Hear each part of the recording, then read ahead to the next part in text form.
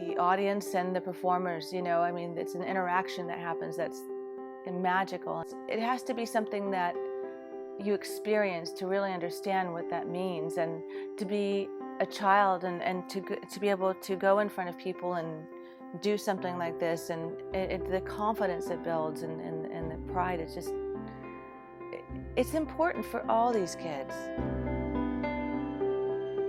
Children who are having a really difficult time meeting standards in language arts, in reading and in writing, music is their opportunity to excel. Every child needs a place where they can excel.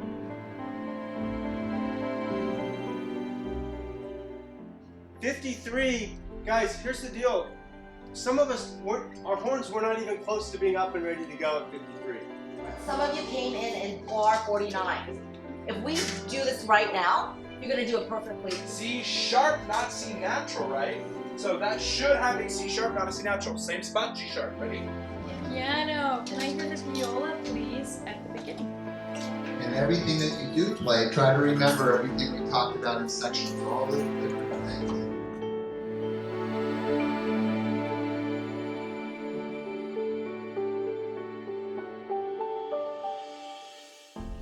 Learning music is like learning a second language.